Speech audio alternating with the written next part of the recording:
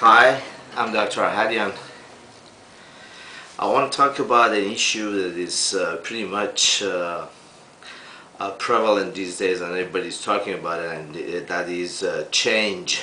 Yeah, we are in the change situation, and one of the ways I wanted to talk about how to change in a psychological basis. Basically, we're not talking about the economic and the situation with regard to the way the government and all that is going. That's another subject. The issue with change is that when we have a problem and we have been dealing with that, and we've got to a point that we have a situation that is causing trouble for us. Could be a relationship, could be a way of living, could be a way of reaction, could be a way of handling a ongoing situation. Then we need to get to understand that in order to have those kind of conditions not bother us again, we need to change the way we've been dealing with those situations. Now, sometimes talking about changing the way we deal with those situations, it's easy to do. Obviously, if we could change the way we dealt with everything, then everything would change so nice and we wouldn't have problem. But then we are stuck in certain conditions that we cannot change. We cannot change our boss, we cannot change our work, we cannot change our the sun coming and going, we can't change the way other people are reacting to us, and therefore it comes to the point that if we just bang our head to the wall that why they're not changing and why this and why that, and we get frustrated about that, it's not going to work. Now, one of the ways that I would think, my opinion basically, to deal with these changes is to change ourselves. The way we have to change ourselves is that if we change ourselves, then our reaction to the people and the reaction of people towards us and the problems that is happening around us is going to change, and then we would become more happy and more successful. Now, again, changing ourselves is not sometimes easy.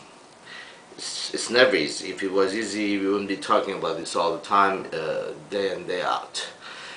But there are certain ways that there has been some understanding about the fact that if we change certain physical aspect of our behavior, then that change is going to affect the way we think, the way we feel, the way we react, and the way we deal with the problems, and therefore our level of behavior towards the world is going to change, and then it's going to evoke that change in the world reacting to us. For example, every day we have a routine. We get up, we do things, we go a certain way, we drive a certain road, we go to a place, we go and get something, we go the way we get our coffee, the way we deal with our shower, the way we deal with our brushing our teeth, the way we look at things, and the way we smile.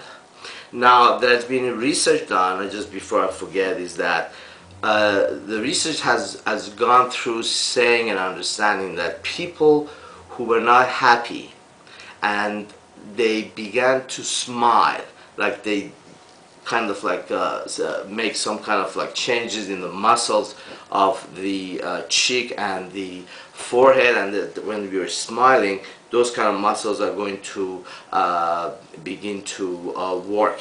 And then it's been seen that even if you're not happy and then you're smiling, there is some changes biologically in your system that causes the feeling and the good feeling that people would feel when they're happy and they're laughing. So therefore, changing the way we physically deal with things, changing the way, like for example, one day we're going to work, we have to take the same boulevard and go to work. If we begin to have change in the way we go through that road, we don't go through that road all the way, we go through that one road, go to another alley, come back, go forth, and make change in our routine, daily, physical approach to our office, we will see changes in our attitude. We will be seeing changes in the way we deal with the problems, even though the problem hasn't been changed and the problem is going to be there. One of the ways, the way to walk. If you're walking a certain way, we are going always be walking from the bedroom to the living room in a different way. One day we should stop and then change our way, go to the bathroom and then go back to the living room. These kind of changes are changing the routine. When we have a change in the routine, then we have a change in the attitude and change in the biological aspect of the attitude and the way we deal with the people, and they will react differently to us. So one of the ways to evoke change in the world is to make change in ourselves, and one of the make change in ourselves is physical changes. Physical changes to change our routine. If we do something exactly the same way, all in and out, day in and day out, to change that.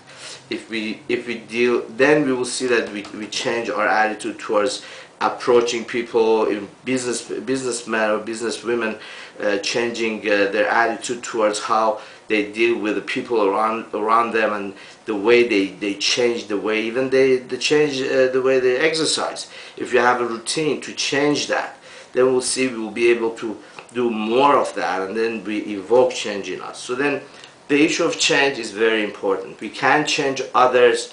If we want to have a change, we have to change ourselves. To begin to change ourselves, one of the ways is physical, and literally change the way we deal with the objects and the world altogether.